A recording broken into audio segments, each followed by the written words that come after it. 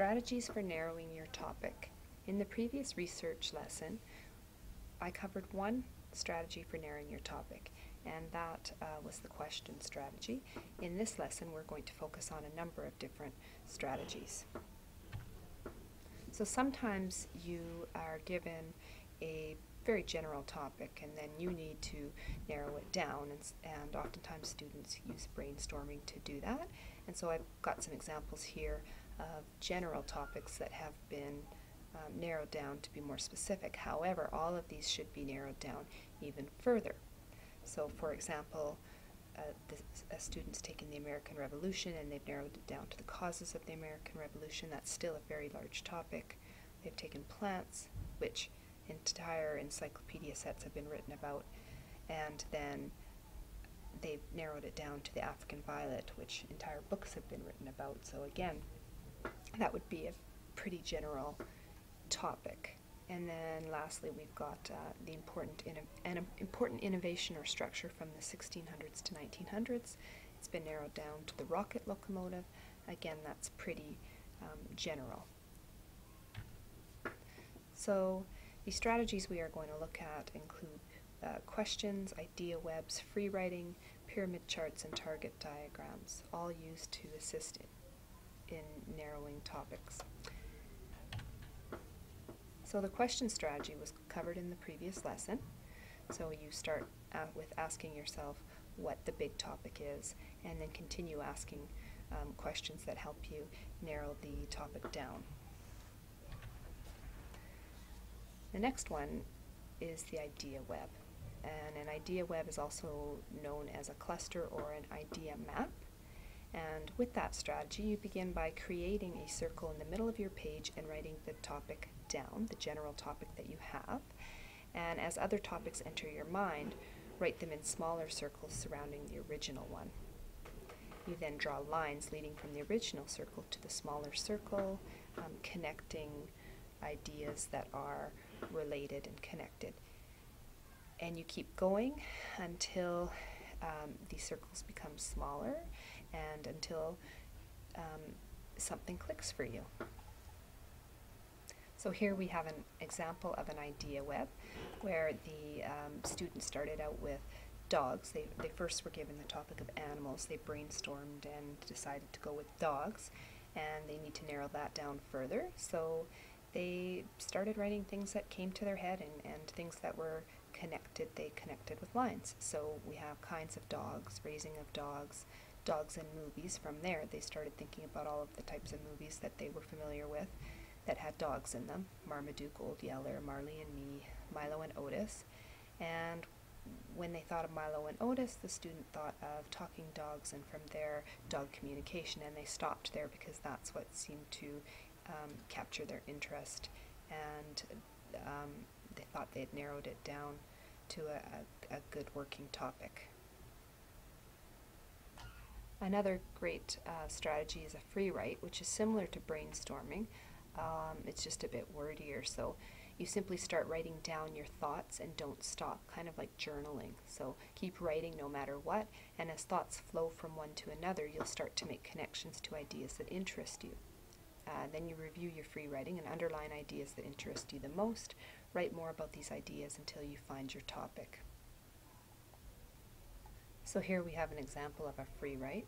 So again, teacher is just, or the student is just writing out kind of their thoughts. So they start with, so my teacher's given everyone an animal to research and I was assigned dogs. What do I know about dogs? I've never had a dog, but I've always wanted one. Why? Most are so cute. Well, some are mean, but some have such fun personalities like the ones in the movies. There are a lot of dog movies out there, like classics like Lassie and Old Yeller, and then newer movies like Marley and Marley Me and Marmaduke. My favorite ones are the ones with the talking dogs, like Marmaduke. Imagine a talking dog. Well, dogs don't talk, but they do communicate in other ways. Wait a minute, I think I've got my topic: dog communication. So you can see it was really the student was just writing out kind of the internal dialogue going on in their head, and then they've gone through and underlined concepts that interested them. And with something like this, you're not worried about punctuation or grammar or anything like that. There are some errors in here because you're not worried about that kind of thing when you're simply trying to narrow a topic. So a pyramid chart is another strategy. Seeing your ideas organized on paper may help you think clearly, in which case a pyramid chart may be beneficial. So at the top, you write the general topic, and with each level below, write topics that are smaller. Continue until you find a topic that fits you just right. So you could have many, many levels to your pyramid, or you may have just a few.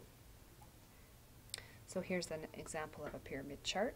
The students started with music, and when they thought of music, they thought of rock and country. Then they did another level to their pyramid, and they've got female rockers, male rockers, female country artists, male country artists. Below that, they could have another level with identifying specific female and male rockers, country artists, and so forth. But I think from what this student came up with, I believe they decided to do an essay comparing the two styles of music, and I believe that they chose specific examples of male and female for each.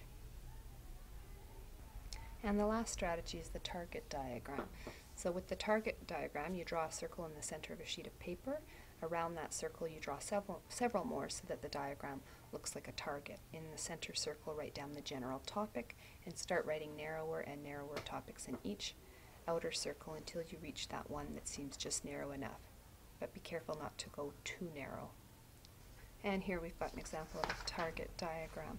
So the students started with the pretty broad topic of music, and they narrowed it down to rock, and then they wanted specifically the rockers, female rockers, and then they've listed 3, and I believe this student wrote a paper focusing on those 3 female rock artists, and I believe the paper was on their contribution to rock and roll.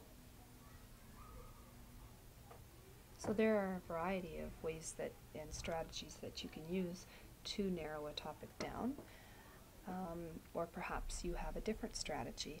But once you've narrowed your topic, I would recommend that you use some kind of a schedule to keep yourself on task. And so here's an example of a project schedule form. So after you've found your topic, you would do some preliminary research and make sure that that topic interests you and that you can find enough information on it.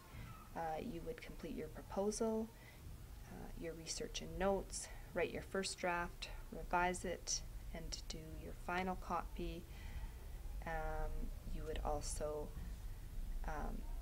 complete your final bibliography, and if there's a presentation required, you'd prepare that. And so what you would do here is you would set your dates that you would hope to finish each of those things by.